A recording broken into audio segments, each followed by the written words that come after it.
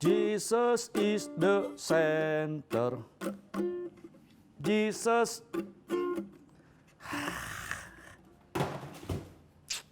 Sebel, nggak bisa. Dasar nggak bisa main musik, nggak bisa nyanyi, mau nyanyi. Oh, shalom. Berjumpa kembali dengan saya, Jimmy Suhadi. Wah, malu nih saya tadi main musik, saya nggak bisa. Saya coba-coba nyanyi, saya main gitar, ternyata nggak bisa.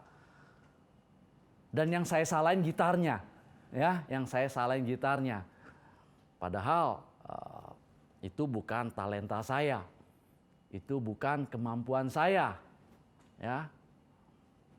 Tuhan kasih saya talenta yang lain, Tuhan kasih saya sesuatu yang berbeda, ya. Kalau saya mau meniru orang lain, saya tidak bisa. Ternyata saya bisa ngomong dengan saudara. Saya bisa nyampaikan kebenaran firman buat Tuhan, buat saudara. Saudara, mari kita bahas hari ini, temanya adalah mengenai lihatlah kelebihanmu.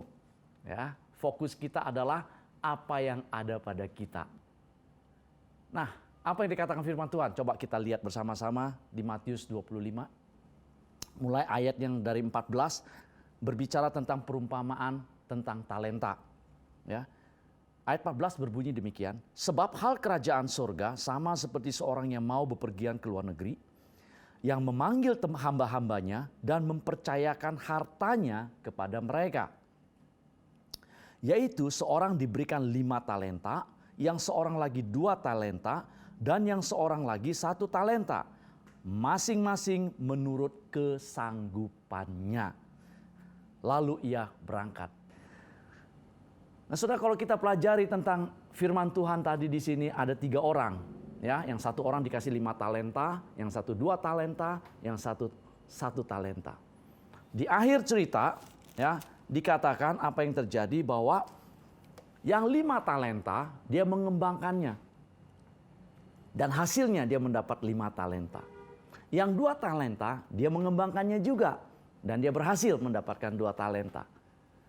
Yang 1 talenta, apa yang terjadi? Dia bukan mengembangkannya, tetapi dia menggali tanah, dia simpen, dia tutup. Dia tidak mau menggunakan talenta apa yang dia telah terima. Dia tidak mau kembangkan dengan berbagai alasan. Ya, dikatakan bahwa tuannya kejam lah, apalah segala, berbagai alasan yang dia pakai. Padahal kalau kita mau pelajari, sebenarnya dia hanya malas dan dia takut. Dia tidak mau melakukan apa yang sudah dipercayakan buat dia. Sebenarnya alasan dia bahwa majikannya adalah majikan yang keras itu sebenarnya hanya satu alasan, ya, di mana dia takut gagal. Dia takut kalau seandainya 1 talenta yang dipercayakan pada dia gagal kembangkan, bahkan habis, maka dia akan dihukum. Ketakutan akan kegagalan inilah yang membuat dia buntu, membuat dia tidak dapat bergerak. Dan di akhir cerita kita melihat, ya, di ayat yang ke-30 dikatakan apa? Dan campakkanlah hamba yang tidak berguna itu ke dalam kegelapan yang paling gelap. Di sanalah akan terdapat ratap dan kertak gigi. Wow. Bukan saja dia gagal mendapatkan penambahan kepercayaan, tetapi justru dia kehilangan segala-galanya. Bahkan hidupnya pun hilang. Kenapa? Karena dia tidak berani melihat kelebihan yang ada pada dirinya. Nah, saudara yang dikasihi oleh Tuhan, ini satu perumpamaan, pelajaran yang luar biasa yang kita lihat. Kenapa? Sekali lagi, kalau saudara dan saya percaya bahwa kita adalah ciptaan Allah, ada pencipta yang baik, yang kita kenal dalam nama Yesus Kristus. Dia Allah yang baik, dia Tuhan yang baik, yang sudah rela mati buat saudara dan saya. Dan kita tahu di Lukas 16 ayat 10-11 dikatakan pada waktu saudara dan saya dikasih kepercayaan yang kecil, kita mampu, kita bisa bertanggung jawab, kita bisa dipercaya, kita bisa mengembangkan itu, maka Tuhan akan membuka kapasitas yang lebih besar. Kepercayaan yang lebih akan diberikan kepada kita. Ya, kalau sekarang Tuhan izinkan satu pekerjaan, mungkin yang sederhana, tetapi kita bisa bertanggung jawab, kita bisa bekerja dengan baik, saya percaya Tuhan akan promosi kita, akan naik ke tingkat yang lebih tinggi. Kenapa? Karena Tuhan melihat kita mengembangkan talenta. Dan berbicara tentang mengembangkan talenta, itu juga merupakan pernyataan ucapan syukur kita kepada Tuhan. Amin. Kita mensyukuri apa yang Tuhan telah berikan buat kita melalui talenta yang Tuhan berikan buat kita. Karena kita melihat ada kelebihan yang ada pada kita dan kita kembangkan kelebihan itu sehingga menghasilkan sesuatu yang luar biasa. Apakah mungkin? Ya, saudara, ada satu kesaksian hidup yang luar biasa. Saudara, ada seorang satpam yang bernama Taat Pribadi. Ya, pada waktu dia bekerja sebagai satpam, badannya kecil. Dia diledekin oleh orang-orang. Masakan satpam badannya sebesar itu. Dia dilecehin. Tetapi pada waktu dia menerima lecehan itu, dia tidak jadi minder, dia tidak merasa gagal, dia tidak merasa tidak menjadi sesuatu. Justru itu dia putar balik, saudara. Dia melihat bahwa ada kelemahan itu, tetapi kelemahan itu hanya sedikit yang bisa dia tutupi dengan kelebihan yang lain. Apa? Keinginan yang luar biasa dari dirinya. Dia punya kemauan yang luar biasa. Dan mulai saat itu dia membuktikan bahwa dia bisa menjadi satpam yang kuat, yang sehat, yang ditakutkan dengan badan yang baik. Dia mulai latihan. Mungkin kalau sekarang banyak orang yang pergi ke gym, tinggal bayar ke gym. Tetapi dia hanya seorang satpam yang hidupnya pas-pasan. Dan dia mulai melatih dengan cara apa? Dia hanya bikin semen, besi, dia bikin sendiri. Dan kemudian untuk memperbesar otot, apa yang dia lakukan? Dia pergi ke tukang kue, ya, tempat orang bikin kue. Biasanya di tempat orang bikin kue, hanya kuning telur yang dipakai, putih telurnya dibuang, tidak dipakai. Nah, di situ dia minta, dia dapatkannya itu. Tetapi saudara melihat ada kemauan yang luar biasa dalam dirinya, mau mengembangkan diri. Dan apa yang terjadi? Dia latihan, dia lakukan bagian dia, dan Tuhan melihatnya itu. Ya, Tuhan tidak tinggal diam. Apa yang dia kerjakan berhasil. Dan saudara tahu apa yang terjadi? Dia pernah ikut kejuaraan dunia mewakili Indonesia. Oh, dahsyat. Mungkin saudara pernah mendengar, ya, namanya Taat Pribadi. Dan saudara lihat, karena dia mau mengembangkan dirinya, dia tidak melihat pada kekurangan, tetapi dia melihat ada sesuatu potensi dalam dirinya. Dia kembangkan. Dan Tuhan turut bekerja. Itu kebenaran firman, bahwa Tuhan turut bekerja mendatangkan kebaikan bagi mereka, ya, yang mengikuti rencana Allah. Taat Pribadi mengerti rencana Allah, bahwa hidupnya adalah baik, bahwa hidupnya diberkati. Itu sebabnya saudara lihat dia berhasil. Nah, saudara, kita juga mau lihat apa yang ada di Alkitab tentang Daud. Ya, kita lihat apa yang terjadi di 1 Samuel 17, ya, berbicara tentang Daud yang mengalahkan Goliat yang entah berapa kali lipat lebih tinggi, lebih besar daripada Daud. Di sana dikatakan Daud hanya seorang pemuda yang merah, ya, yang tidak tahu apa-apa, tidak tahu berperang. Dia cuma tahu menggembalakan domba. Kalau kita lihat apa yang terjadi pada waktu tentara Israel bertemu dengan Filistin, bahwa Filistin mengeluarkan pahlawannya, Goliat yang sangat tinggi besar dengan perlengkapannya. Dan pada waktu ditantang 1 lawan 1, tidak satu pun pahlawan yang merasa dirinya pahlawan di Israel berani maju. Kenapa? Karena yang mereka lihat raksasa. Padahal mereka sudah dilatih, biasa berperang, bisa menang melawan musuh-musuhnya. Tetapi pada waktu mereka melihat musuhnya yang begitu besar, mereka ciut. Kenapa? Karena mereka melihat kekurangan yang ada pada diri mereka. Mereka melihat mereka tidak mampu. Padahal apa betul mereka tidak mampu? Ya, kita lihat dikatakan demikian di ayat 1 Samuel 17 ayat 24, demikian bunyinya. Ketika semua orang Israel melihat orang itu, larilah mereka daripadanya dengan sangat ketakutan. Mereka dengan sangat ketakutan pergi. Tidak ada seorang pun yang berani. Ya. Nah, akhir cerita saya yakin semua juga tahu apa ceritanya. Daud menyatakan dirinya dia siap untuk maju melawan. Dan Saul bertanya sama Daud, apa kamu mampu? Dan apa yang Daud katakan? Di ayat 34 dia mengatakan demikian, hambamu ini biasa menggembalakan kambing domba ayahnya. Apabila datang singa atau beruang yang menerkam seekor domba dari kawanannya, maka aku mengejarnya, menghajarnya, dan melepaskan domba itu dari mulutnya. Ya. Dia melihat bahwa ada pengalaman, ada sesuatu yang dia punyai. Sekarang yang dia hadapi adalah Goliat yang berapa kali lipat lebih besar, lebih tinggi dari dia. Dia tidak melihat itu, saudara. Kenapa? Karena dia tahu di ayat 37 ini pernyataan yang sangat luar biasa. Kenapa? Karena dia demikian dikatakan.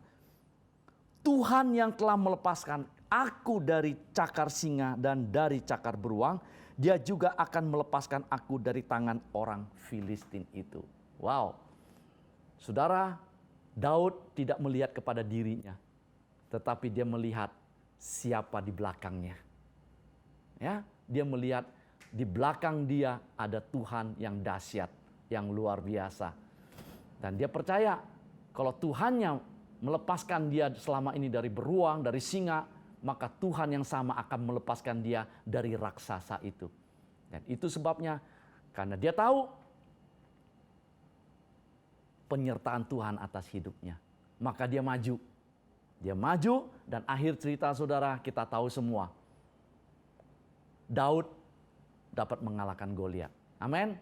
Nah, saudara, mari kita belajar dari seorang anak muda yang masih muda, yang masih merah itu. Mari saudara, apakah saudara sadar bahwa saudara dan saya adalah anak-anak Tuhan yang luar biasa? Bahwa saudara dan saya punya Bapa yang dahsyat, ada Bapa yang akan menjaga, melindungi kita dari belakang. Ada Bapa yang akan mendorong kita dan memampukan kita untuk berhasil. Ya, itu Tuhan kita, Yesus Kristus yang telah berkorban buat kita. Kenapa kita harus takut? Nah, saudara, mari kita bukan bernyanyi saja di gereja, tetapi Tuhan mau kita lakukan itu dalam kehidupan kita. Jangan pernah takut mencoba. Itu rahasianya. Jangan pernah takut gagal di dalam melakukan itu. Saudara jangan berpikir saya membesarkan usaha ini tanpa pernah gagal. Saya gagal beberapa kali, saudara. Ya. Tetapi melalui kegagalan itu saya belajar sesuatu yang baik. Saya belajar sesuatu yang luar biasa di balik itu. Tetapi satu hal, kegagalan saya tidak akan membuat saya jatuh. Tidak membuat saya menyerah. Satu hal, tidak ada kata menyerah dalam kamus hidup saya. Ini yang harus dipakai. Ini yang harus saudara juga lakukan. Tidak pernah menyerah. Ya. Lakukan dan saudara melihat pasti berhasil. Saudara pemirsa yang dikasihi Tuhan, kalau kita bisa menempatkan diri kita sesuai dengan yang firman, kebenaran firman Tuhan yang katakan tentang kita, bahwa saudara dan saya adalah anak-anak yang dikasihi, maka saudara akan melihat sebagai anak kita akan maju. Amin. Kita berani maju. Kenapa? Kita punya backup, kita punya pendukung Bapa yang luar biasa, yaitu pencipta langit bumi dengan segala isinya. Ya, dan percayalah, kalau dia sudah bisa menciptakan segala sesuatunya dengan luar biasa, maka dia juga mau kita anak-anaknya berhasil seperti Bapaknya. Membuat sesuatu yang belum pernah kita lihat. Itu yang di firman Tuhan katakan 1 Korintus 2 ayat 9, demikian bunyinya. Apa yang tidak pernah dilihat oleh mata, dan yang tidak pernah didengar oleh telinga, dan yang tidak pernah timbul di dalam hati manusia, semua disediakan Allah untuk mereka yang mengasihi Dia. Mari, saya percaya Tuhan sangat mengasihi kita, dan kita juga mengasihi Dia. Amin. Kita juga mengasihi Dia. Dan biarlah kasih Kristus itu mengalir dalam kehidupan kita yang akan membuat kita berhasil. Saudara percaya? Saya tantang saudara untuk melakukannya. Mari, mulai sekarang fokuskan dirimu kepada kelebihanmu. Fokus. Dan sekali lagi, jangan takut mencoba. Jangan takut gagal. Jangan pernah menyerah melakukannya. Saudara sekali gagal, lakukannya lagi. Lakukannya lagi. Tetapi dengan cara minta pimpinan Tuhan. Minta hikmat dari atas. Apa yang harus kau kerjakan, apa yang harus engkau lakukan. Dan saudara akan melihat pintu-pintu itu terbuka. Hikmat Allah akan tercurah dan saudara akan berhasil. Karena Allah beserta dengan kita. Amin. Oke saudara yang kasih Tuhan. Maukah engkau berdoa bersama-sama? Baik, mari kita tutup mata dan kita berdoa. Tuhan Yesus, terima kasih buat kebenaran daripada firman-Mu. Engkau mengajar kami Tuhan, untuk kami melihat talenta yang telah Kau berikan buat kami Tuhan. Walaupun cuma 1 talenta, tetapi Engkau mempercayai kami mampu untuk melakukannya. Dan kami percaya talenta walaupun cuma 1, pada waktu kami kembangkan talenta itu, hidup kami diberkati. Hidup kami akan berhasil. Bahkan seperti yang 5 talenta, setelah dia berhasil melipat gandakan 5 jadi 10, maka diberikan yang 1 itu juga kepada dia. Sehingga dia lebih lagi Tuhan. Firman-Mu mengatakan pada waktu kami bisa dipercaya hal-hal kecil, Engkau akan memberikan hal-hal besar. Tuhan, terima kasih. Kami mau memulai itu Tuhan. Kami mau melihat kelebihan yang ada pada diri kami dan kami mau melakukannya. Dan kami minta hikmat-Mu turun atas kami. Mampukan kami. Buka rahasia itu. Pimpin kami. Sehingga kami melihatnya Tuhan. Bukan dengan mata jasmani kami, tetapi dengan mata rohani. Yang tertuju kepadamu, yang hikmat itu mengalir, sehingga kami tahu apa yang harus kami kerjakan. Dan Tuhan berikan kemampuan kami untuk tidak pernah menyerah. Keberanian bagi kami untuk mencobanya. Dan kami percaya pasti berhasil karena Engkau turut bekerja. Bapa terima kasih buat kasih karunia, buat anugerah. Dan kami percaya kami sanggup mengembangkannya di dalam Engkau Tuhan. Terima kasih. Dalam nama Yesus, mari kita yang sudah diberkati, kita sama-sama katakan amin. Puji Tuhan. Saudara, sekali lagi saya menantang saudara. Mari kembangkan kapasitas yang ada pada diri saudara. Dan saya yakin dalam waktu yang dekat, saudara akan SMS saya atau email saya menceritakan mujizat-mujizat yang saudara lakukan. Yang saudara terima dari Tuhan pada waktu saudara kembangkan talenta itu. Saudara akan melihat penyertaan Tuhan dahsyat atasmu. Amin. Sampai jumpa dengan saya Jimmy Suhadi pada episode lain. Tuhan Yesus memberkati. Shalom.